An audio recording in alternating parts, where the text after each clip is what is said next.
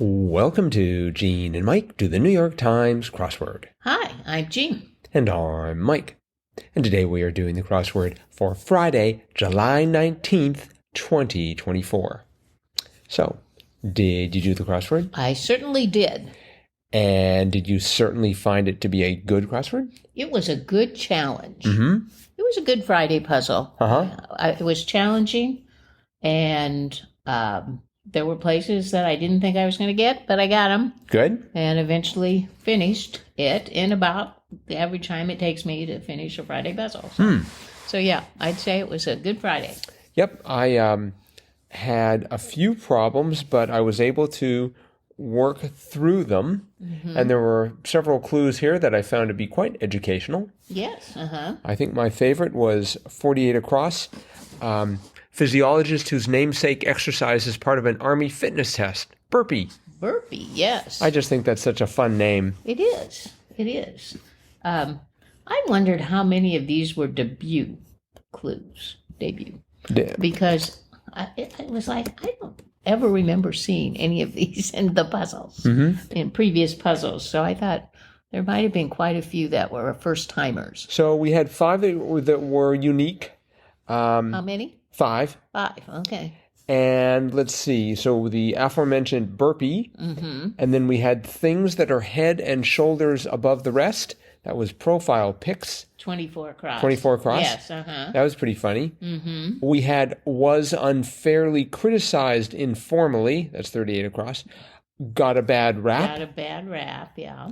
We have 9 down. One that I took a long time to figure out. Screw cap alternative. Pop top lid. Oh, really? I got that right away. I guess a screw. Okay, so this is where you just pull the top off of like a can. Is that what we're talking about? No, yeah, just like a can of pop top. Yeah. Right. As in a can as opposed to, because the bottle obviously would the screw cap would be for a bottle. Right. The pop top lid would be for a can. I think so. Yeah. So we've switched containers here, which confused me. No, not really, but just I guess the fact that it's called a pop top lid. I don't know. I think that's what it is. Well, that's what they've got right here. So, or maybe it is on like a bottle where it's got that little thing that you pop up, and then you have to squeeze it. You can pop it up, and then you can push it down, and it doesn't spill out. Maybe that's a pop top lid for a bottle. It might be. If only there were some resource that we could go to that could answer the question. One.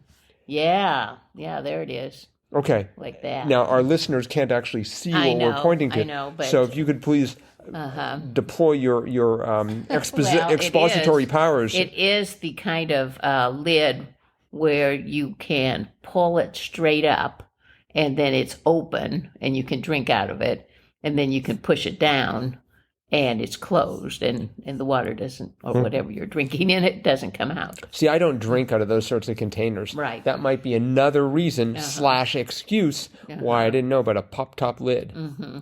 But anyways. But I also think the ones on the cans are called pop-tops, or maybe they're pop-tabs. I think they ought to call it like rip off the top of the can lid or something. Or maybe they're pop-tabs. I don't remember, but I don't really drink pop. I don't really drink, pop out of a can or a bottle. Right. You don't know what you're missing. And speaking of missing, we are missing one more debut answer. Acceptance speech cliche. It's an honor. It's an honor, yeah. I thought, I've never seen that in a puzzle. Yeah, those were the ones I was thinking. Oh, those might be new ones. So I first thought it was going to be it's my honor. But 'twas not the case. I thought it was going to be, I want to thank. I want to thank the Academy. But no, that didn't fit. Right, exactly. I had the I. It turned out to be, it's an honor. Did you know one across St. Teresa's birthplace, Avila? Yes, I did. I knew the name. I also know there's a university called Avila, but I didn't recognize that. So it took me a while to sort of sort out. Let's see here. Upon which a dragonfly frequently lays its eggs. So I had a couple of letters, and so my first thought was... This is 9 across. 9 across. My first thought was it was going to be toad, because I had an O and a D in the second and fourth position. You scoff. Wait, it gets worse. Then I thought it was going to be sand. It's like, well, maybe they lay their eggs in the sand. I'm not sure why they were laying their eggs on a toad, but yeah, I just thought one of those symbiotic they relationships. wanted them to bounce around, I guess. And anyways, it turned out the answer was pond. That's right. And after I got that, it's like, yeah, that makes a lot more sense than I toad. thought, it was something in a pond, like a twig or a leaf or something, that was like floating in a pond. That's pretty. It is actually on the pond itself. Yeah, that would be pretty precision egg laying to land on a twig and lay eggs on it. Well, I don't know. Of course, they are dragonflies. They are dragonflies. They can accomplish a great deal. Let's see here. 10 down. What might prompt you to flip the bird? Oven timer. Right. That was very nice. That was very funny, I thought. Mm-hmm. Name hidden in hardline Roman emperor was Nero. That was a very unique clue for Nero, because Nero is kind of a common crossword answer. But yeah, name hidden in hard time Roman emperor. Hardline, yes. Hardline, yeah, Roman emperor. Yeah, Nero. I like those sort of clues because if you just have enough patience, you'll get find it. It's just grab 4s and keep moving.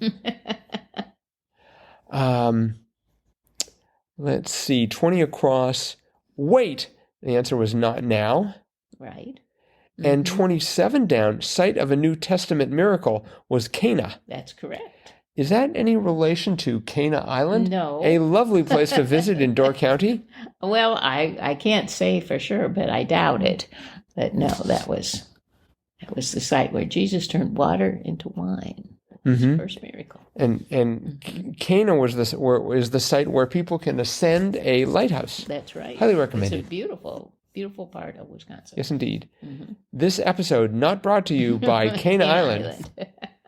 Now, did you know 19 across, the boyfriend of Nancy Drew was Ned? Yes, of course. Really? Of course. I guess I'm just not up on Nancy Drew. I'm sorry. You didn't read Nancy Drew as a child? Nope. I did. I didn't get out much. It was aimed more for girls, I think, because they had the Hardy Boys. They were always solving mysteries. So then they started writing girl detective stories for girls. Okay. It's before women's lib and all that. 32 down. Locale with the zip code 88888 was the North Pole. That's right. I had no idea. I didn't either. How can it even have a zip code? I wondered that myself. I mean, that's Did not anyone live there on a regular well, basis? Santa, but I don't understand how the U.S. can claim jurisdiction over Santa. Well, maybe it's a postal code. Well, it says zip code right there. I know, but maybe they're thinking for their American audience, they might not know what a postal code is. Well, I want to know what the postal code would be for that. Let's see. 24 across was amusing. Things that are head and shoulders above the rest. Profile pics. Yep. Of course. And did you hear the music when you answered this one? 35 across. Farmer's business. Abra. And the answer was INS for insurance. Oh, no. Did you go bung, bung, bung, bung? Yeah, no, I did not. I'm not even. Do you know how that melody goes? I just know there's a bunch of bongs in it, but now that I think about it, I don't really know the notes. Yeah. No, I don't. I can sing that. The funny thing is, I can't get the State Farm song out of my head, and so there's not enough room for me to simultaneously play the farmer's theme. So State Farm wins. I guess so. This episode not brought to you by State Farm or Farmers Insurance or any other product that we mentioned. I couldn't. I had more trouble with that one, 35 across farmer's business abbreviation. Really? Yes. Because, I grew up on a farm and I'm like, farmer's business? What would that be? So, farming, crops, livestock. There was something about that clue. the lack of an apostrophe that had me suspicious. Oh. It's like, where's the apostrophe? And the New York Times crossword division would never miss an apostrophe. That's true. I hadn't even thought about Yeah. that. Wow. So, and I didn't Very astute of you. Well, it was almost subconscious because I just sort of looked at that. It's just like farmer's business, and I thought, oh, it's the insurance company. Mm-hmm. And I think that was again, my subconscious was like, no apostrophe. 44 down, tired was stale. Yes. And I thought 47 down was cute. Turns down a sweet offer, perhaps. The answer was diets. Right. 41 down kind of stumped me. Some salad slices. Turned out to be beets. What did you go for? Oh, I didn't know what it would be. I went for was cukes. Like beets, but I know they put beets in salad, but I'm not fond of beets, so. I can't get enough beets. That's all I can say. But I thought it was cukes. Oh yeah, yeah, that would fit too, but it wouldn't work. Beets. And I have had beets in salads, but I'm just not fond of them. So. Let's see. I think that was probably it for the most salient clues here. So yeah, let us before we wrap it up, turn to the fact that since it's Friday, we must have a fun fact. Let's turn to Fun Fact Friday. And we turn to you for Fun Fact Friday. Okay. Well, the Thursday puzzle, I believe, was dedicated to American Sign Language. Yes. So I have just a few fun facts about American Sign Language. Excellent. Okay. The American Sign Language, or ASL, as we often see it in the crossword, yes, is a complete natural language that has the same linguistic properties as spoken languages, with grammar that differs from English. ASL is expressed by movements of the hands and face. I did not know that. I thought you were going to say feet. That was going to have me very worried. Face. It is the primary language of many North Americans who are deaf or hard of hearing, and used by some hearing people as well. There is no universal sign language. Different sign languages are used in different countries or regions. I thought that was very interesting. Oh, that's annoying. For example, British Sign Language is a different language than American Sign Language. And those who know ASL may not understand BSL. Oh. Some countries adopt features of ASL in their sign languages. No one knows where American Sign Language originated. The exact beginnings are not clear, but some think it arose from more than 200 years ago from the intermixing of local sign languages and French sign languages. Wow. So, but nobody really knows.